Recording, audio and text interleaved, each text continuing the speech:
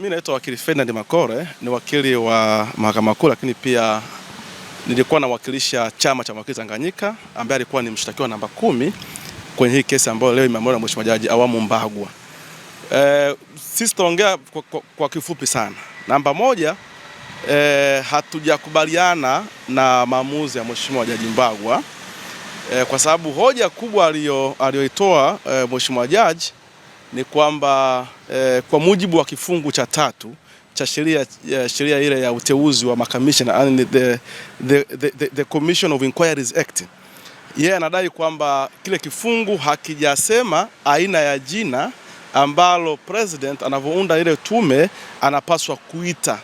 Kwa hiyo rais alikuwa na mamlaka ya wazi kabisa ambayo hayana kikomo kuweka jina lolote ambalo angependa yeye kuita. Lakini mbili anasema kile kifungu pia hakimlazimishi rais yani hakijampa sifa ya wajumbe, yani ni aina gani ya wajumbe ambao anapaswa kuwachagua, na kwamba maoni ya waleta maombi yalikuwa ni maoni yao tu ambayo hayakuwa na msingi wa kisheria, kwamba wao wanasema kwa nini hakuwajumulisha kundi fulani, kwa nini hakujumulisha labda vyama vya kijamii, vyama vya kitaaluma kama chama cha mawakili Tanganyika, vyama vya kidaktari. Yeye anasema kwa sababu sheria yenyewe haijamlazimisha kutafuta sifa, alikuwa na uhuru wa kuleta aina yoyote ya wajumbe. Kwa hiyo kitendo cha Mheshimiwa President kuwateua hawa ambao wanaitwa wastaafu ilikuwa ndani ya kifungu cha 3 cha sheria ya Inquiries Commission Act.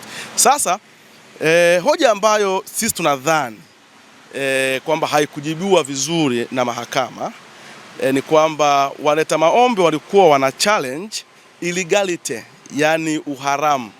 Uharamu wa nini? Uharamu wa ile tume iliyoundwa, si ndio? Hasa kwenye ule uharamu wao wanasema kwamba ili uweze kupata tume ambayo iko halali kisheria ni lazima tume ile itangazwe kwenye gazeti la serikali.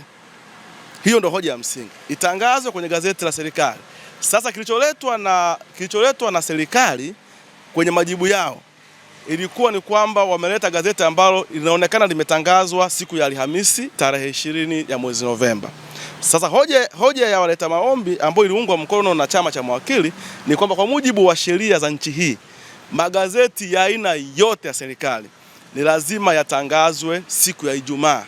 Hiyo ni kwa mujibu wa kifungu cha C27 cha sheria ya Public Service, Standing Order for Public Service ya mwaka 2009. Lakini kiukweli ukisoma maamuzi yote ya Mheshimiwa Jaji, hiyo hoja hajaiamulia hiyo hoja kabisa, ameiacha na hajasema kama ni kosa au si kosa kutangaza siku ambayo si ya Ijumaa, kwa maana ya siku ya Alhamisi kama ambavyo imeletwa mahakamani.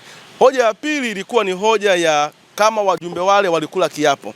Ukisoma sheria kifungu cha 7 kinalazimisha kwamba ili waanze sasa kufanya majukumu yao ambayo wameteuliwa na mteule wao, ni lazima wajumbe wale kiapo. Sasa ukisoma yale majibu ya serikali, hawakuweza kuambatanisha fomu za viapo kwa sababu sheria imeshatoa kule kwenye schedule, kwenye majedwali, fomu ambazo wajumbe wakishateuliwa tu wanapaswa kuzijaza kama sehemu ya viapo vyao.